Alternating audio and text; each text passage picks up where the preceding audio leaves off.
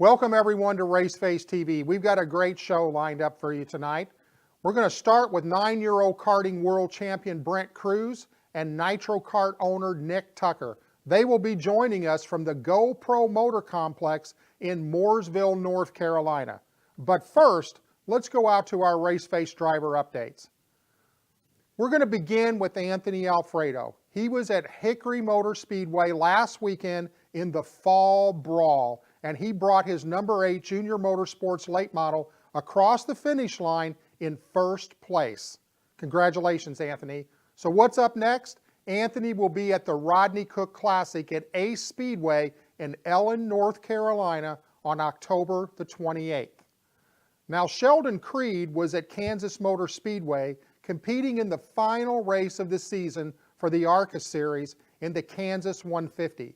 Sheldon dominated the race in his number 12 United Rentals Toyota, leading 52 laps and running in the top 5 all night. On the final restart, contact with another car resulted in a flat tire, and Sheldon came home in 19th position. We also have some breaking news. According to Sheldon's Instagram, he will be running the full season with MDM Motorsports and going after the 2018 ARCA Championship. But what's up next for Sheldon? Stadium Super Trucks at Lake Elsinore, California. Raceface driver Buddy Shepard was not racing, but that did not keep him off the track, as he was testing a K&N Pro Series car for Jefferson Pitts Racing at All-American Speedway in Roseville, California. After talking with team owner Jerry Pitts yesterday, I was told that Buddy laid down some very impressive lap times. This weekend, Buddy will be at Kern County Raceway Park, making his second start with Wilson's Industrial Van Dorn Racing Team in the number 22 Super Late Model. The following week, Buddy will be back at Kern County Raceway Park in the K&N Pro Series, racing for Jefferson Pitts Racing. Now, Raceface driver Sam Mayer was at Atlanta Motor Speedway Park competing on the road course in his very first Legend Pro Series race. Now, I'm still trying to figure out why Sam had to start 18th in the heat race, but he did, and he did a great job because he raced his way all the way up to an 8th place finish. That finish lined Sam up in the 8th position for the feature race, and he finished second on the 1.25 mile road course. Great job, Sam. Sam will be back in the late models on November the 9th at Myrtle Beach Speedway. Now let's go out west to the Bull Ring at Las Vegas Motor Speedway, and where we will find 3 of the Raceface drivers, Adam Lemke, Jesse Love, and Ryan Vargas. Let's start off with Adam Lemke. He pulled triple duty competing in the Bandoleros, the Junior Late Models, and the USAC HPD Midgets. It was a weekend full of ups and downs for Adam. He started off by blowing a motor in the USAC Midget in practice. Now here's a story that I want to share. It's about the racing community and how they bond together in the times of need. Because Adam was in the points race for the Pavement Championship, a competitor, Earl West and Diesel Motorsports, lent Adam the use of their car. Now, you don't hear about this in any other sports. Because of that, Adam was able to go ahead and finish in 8th position, earning valuable points. He went on to finish 4th in the Bandoleros and 5th in the Junior Late Models. This might not have been the weekend Adam was looking for, but when you can race in 3 different divisions, blow up an engine, borrow a car, and still bring home 2 top 5 finishes and another top 10, that's a great performance. And that's what champions are made of. Also in Vegas was Ryan Vargas. He ran in the Senators Cup Fall Classic Pro Late Model race for Rob Kiemel in the Unlimited Landscaping number 48. The Senators Cup Fall Classic is one of the biggest late model races of the year. Ryan raced his way into the feature race on Saturday night, but on Sunday, the race ended on lap 18 when the motor let go and sent Ryan hard into the turn 4 wall. Tough break for Ryan, but congratulations to winner Derek Thorne. Staying at the Bull Ring, Raceface driver Jesse Love ran triple duty as well. Well, let's begin with the Bandoleros, where he started fourth, moved up to second, but he lost an engine which ended his race that night. Now, in the junior late models, Jesse set a new track record and was P1. However, with the invert, he started sixth and worked his way up to second place. Going for the lead, he got into a racing incident and broke a brake line. They tried to fix it, but they couldn't, so he basically returned to the track and came home in ninth place with no brakes. But again, gathered valuable points. Now we move on to the Las Vegas Fall Classic USAC HPD midget race. Jesse won his heat race and then went on to win the feature with an amazing last lap pass. You had to see it to believe it. With that win, Jesse has secured both the USAC Dirt and overall championship, but he's still in a battle for the pavement championship with fellow Raceface driver Adam Lemke. Well, that's it for our Raceface driver updates. So we're going to be right back with Brent Cruz and Nick Tucker at the GoPro Motor Complex right after our break.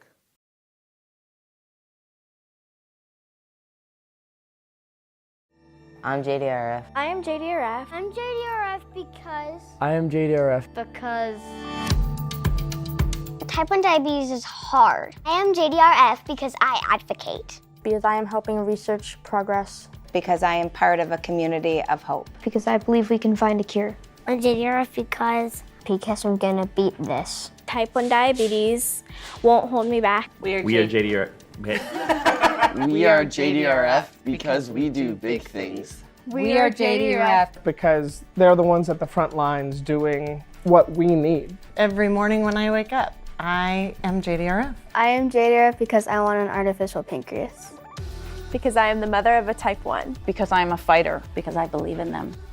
Because I want my kids to say they used to have diabetes. Because I want to help others. Because I believe we're all working together. Because together we can build a community. Helping to just raise awareness for type 1 diabetes. I am JDRF because I want to see a world where type 1 becomes Type none diabetes.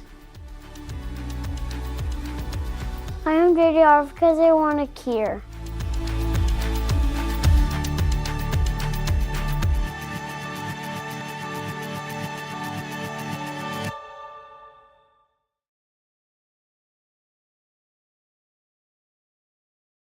Well, the 2017 racing season is about to come to an end, and I hope all of you had the successes that you had hoped for.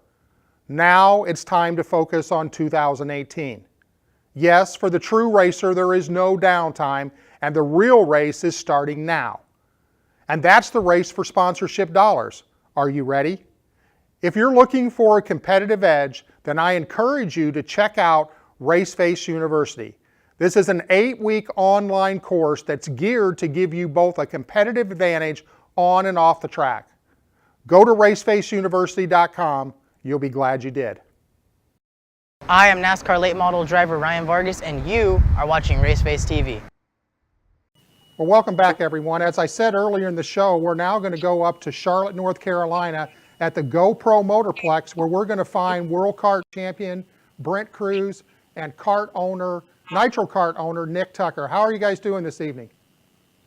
We're doing well. How are you? I'm doing very good, man. You guys are in a cool place right there. I've not been physically to GoPro Motorplex, but I've seen a lot of video on it. What a cool establishment that, I guess that would be Justin Marks is a part of that. Is that correct? Yeah, that's correct. And it's one of the most unique facilities and beautiful facilities in the country for karting. You know, we're blessed to have NASCAR drivers, IndyCar drivers here constantly playing around. Oh, that's pretty cool. So Brent, you've got to be pretty excited, man. You've had a pretty cool 2017 year with everything that's going on. So share a little bit with us about what 2017's kind of looked like from where you're sitting right now. 2017 has gone great. I've won lots of races. I've had the time of my life racing, and I've won multiple races, and this was like my dream. Well, you're being very humble because I understand you just got back from Le Mans. Is that correct? Where you won like the World Karting Championship in your division? Yes, sir. All right. So how was that going to a different country? And, you know, I know it's a long flight over there and adjusting to like a different culture and everything, but I guess racers are racers no matter where you're running at in the country. Is that the way you kind of look at it? Yeah, I loved Le Mans. It was the best, and I had a lot of fun. Yeah, so I think, you know, going into Le Mans, you know, he had no idea who he was racing against, and I think that played to his advantage, right? So he didn't have any buddies, and he just went out there and put it on kill mode, and his talent shined. And, you know, he was able to qualify well, get through the heats well, and obviously win the final event to become one of the few American world champions ever. Well, that's pretty cool, man. That is an amazing accomplishment. And Nick, so I guess that you've been around Brent all year, kind of helping him out and coaching him, and he's driving one of your karts. So what does that really mean for you with the accomplishments that he's been able to accomplish for 2017? Yeah, it's very big. It validates, you know, what our program is doing and teaching kids and developing them into more complete drivers. It sets a good standard with the other drivers in our program to measure themselves against. It's a good barometer of where they're at compared to the competition around the world. And Brent, you've got a big racing background. So how long have you been racing? When did you get started? I've been racing about 3.5 years, almost 4. I got started from like playing around with dirt bikes and some trails, and then one day we came out here with a go-kart and I raced a couple laps, and I decided that I loved it, and eventually we came here and ran a race, and I had fun, and then we kept racing. So I'm gathering that was a pretty good move to get you off of 2 wheels onto 4 wheels. Yeah. Yeah, that was a good thing, right? So, so Nick, I know you've got an extensive background in racing too. Can you share a little bit with us, a little bit about your history, not only as being involved with Nitro karts, but you have an extensive racing background yourself. Yeah, I sure do. So I started karting when I was a little bit younger than Brent is now. Went into late models when I was 15 years old, raced at Hickory Motor Speedway, was fortunate enough to win there. And then when I was 18, I started racing in the Camping World Truck Series, and I raced that for about 5 years with various teams. Was fortunate enough to run several ARCA races, some nationwide, well, Xfinity now, races, and I test drove for Evernham Motorsports with the Dodge program for several years. And then, when my racing career kind of was at the end of its life cycle, I wanted to figure out what I could do to give back to younger kids, and I decided to start Nitro Kart, and I was lucky enough to get hooked up with drivers and like Brent and several other young kids that were developing, and it's a passion of mine, and it's been a lot of fun and very rewarding to help these kids and give them some of my experience to feed on.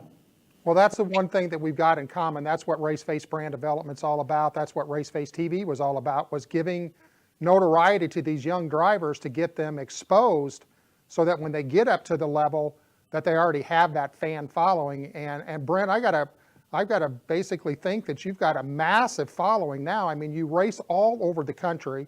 You just got back from an international trip. So what is it really like for someone of your age to be traveling all over the country and racing at these high levels of competition? Well, I'm so lucky to be able to do that, and I really love it. It's a lot of fun. I've been doing it for a while, and it's been the dream come true. So if you had a crystal ball and you could look down the road, say 5, 6, 7 years, where do you see yourself as a racer? Where where do you want to go? Are you looking to go into Indy cars? Are you looking at NASCAR? Or, you know, what's in the future for a world champion? When I'm about 16, 17, 18, I want to do, big cars, like dirt modifieds or something, maybe NASCAR. I don't know, something that's fun to race. But it's fun to race. So let me ask you a question. Who's your favorite driver out there right now? Who do you follow the most? Probably Denny Hamlin. That's been my number for a while, the number 11. All right, well, that's a good example to be following. So if you followed in Denny's path, you'd be looking at going into like late models and then maybe K&N racing and maybe ARCA and, you know, maybe then the trucks and then Xfinity and then the NASCAR. Is that kind of where you see yourself maybe headed? I'll interject here. Brent, Brent's one of the very few talents that is very diverse in what he can do right now. Brent, he runs everything from outlaw wing dirt carts like Kyle Larson to the asphalt road course carts. You know, all the way from entry-level Briggs racing to the high-end two-cycle stuff, and he excels at it all, right? So he's one of the very few natural talents that is very diverse. So I can see him doing several things on his way up the ladder. Well, that's pretty cool because there's not a lot of drivers that can say that. I mean, I think back on drivers that could say they've done that. I mean, I go all the way back to, you know, the AJ Foyts and the Tony Stewarts and, like you said, Kyle Larson, Jeff Gordon. Those were high caliber drivers that could have basically driven in any type of car. So, Brent, that's a major compliment to you to be kind of in that group of drivers. So Brent, when you're not racing, what do you like to do? When I'm not racing, I have a lot of school, which is terrible. And when I have the free time, I have to get good grades to be able to play with my friends. And I can only play with my friends on the weekend, and that's one of my most favorite things to do when I'm not racing. When you're not racing. So do you do a lot of simulator? Are you an iRacer like a lot of our young driver guests are? Yes, I do have a simulator. We have iRacing, like most NASCAR drivers. So let me ask you, when you get on that iRacing, are you beating up on some of these guys who are a lot older than you? I used to do it, but now I really don't that much. We got a go-kart app where you can race go-karts now, and that's what I've been doing for a while. But yes, I had a lot of fun doing the iRacing. I didn't do too well, but you know, he really puts in the work at the racetrack. So he's at the racetrack 3 to 4 days a week. You know, so he generally doesn't have a whole bunch of time probably for fun activities, but you know, he's putting in the work it takes to be successful by getting the track time and quality track time and focusing on his schoolwork. In the Wednesdays, like not every Wednesday, but like they have big breaks, I race dirt, the wing carts, and then on Saturday at GoPro Motorplex, not every Saturday, but they take good breaks too. So it's a lot of racing. Well, that sounds pretty cool. So let me ask you, Brent, do you like racing on the asphalt or on the dirt better? A lot of people ask me that question. I love both so much. I really can't decide. You can't decide. Okay, well, that's pretty cool. So Nick, let me ask you, I know that you're working with a lot of young talents out there. Where does Brent stack up in that category right now? I would have to think with what he just accomplished, he's probably like at the top of the list almost. Yeah, quite frankly, he's right at the pinnacle of our group, and like I said earlier, he's a good barometer for the other kids to measure themselves off of, and he's a good influence to them. And you know, what's most impressive about Brent is that he'll help the other kids, right? He's willing to get in there and share his knowledge and experience, and you know, that's a pretty neat thing to see a 9-year-old kid that's willing to do that.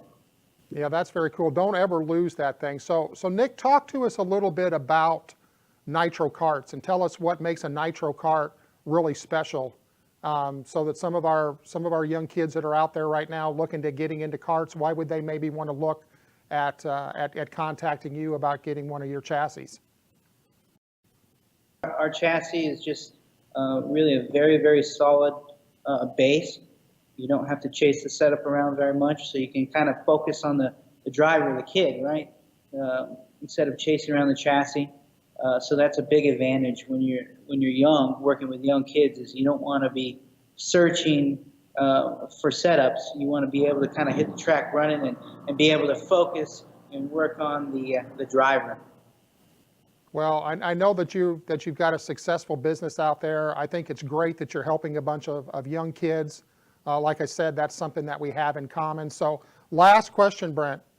What was the food like in Le Mans? I had a dessert that was amazing. It was the chocolate mousse. The other food wasn't that good. In the city, there was not many restaurants at all. One time I had a good meal, which was an omelet, and the other times it was not good, huh? It wasn't good. No McDonald's over there? Oh yeah, the McDonald's was really big, really nice. You had touch screens to order your meal, and the fries were, they don't cook stuff as much there. Like the bacon was, they cooked it on a pan until it was hot, and then they served it. Well, you know, what a cool experience to be able to do what you're doing at the age of 9, to be able to travel all over the country. I want to thank both of you for being with us. Nick, thanks so much for coming on board. We look forward to having you guys back again on the show. Anything that you want to end up, anything that you want to give a shout out to any of your sponsors or anything? Go ahead, driver. I want to thank Nick. I want to thank Ashley and Dusty, my coaches, Austin. I want to thank everyone that supported me, my family, everyone that has done anything to help my career. And that's it. All right, well, that's a pretty good list. So Nick, anything you want to end up sharing with the viewing audience about a little bit more about Nick Tucker personally or Nitro Karts? I want to thank you for having us first off. And if you have any young kids that are interested in starting a career or getting help in karting, you can look us up on our website, nitro-kart.com. We'd be glad to help. Oh, there you got it. There was an invitation. So I got one last question. So if I come out to GoPro Motorplex, now I'm 6'4", 260 pounds. Did they got a cart big enough for me to fit in? Yes. Oh yeah. Oh yes. Oh, hey, I'm on my way then. I think I'm coming out the week of Thanksgiving, so I'm going to look you guys up. Perfect. Come and have some fun. We'll show you the ropes. Well, thanks a lot for being with us. I think we're going to be hearing a lot more from Brent Cruz. I want to remind everyone that beginning on November the 15th, we will be starting our Track of the Week segment, where we will highlight some of the historic short track venues from around the country. Also starting in November is Race Face TV Trivia, where you can win prizes, tickets, t-shirts, even collectible die-casts, so stay tuned for more information. Well, that's it for tonight's show, and as always, I encourage you to go out into your local community and support local racing. That's it for tonight's show. Everybody go out, have a great race weekend, and we'll see you back here next week. Thanks for tuning in. If you're a fan of the show, make sure to hit the like button, and if you haven't subscribed to our YouTube channel, then click on subscribe. Want to catch up on some episodes that you might have missed? Then tap on demand.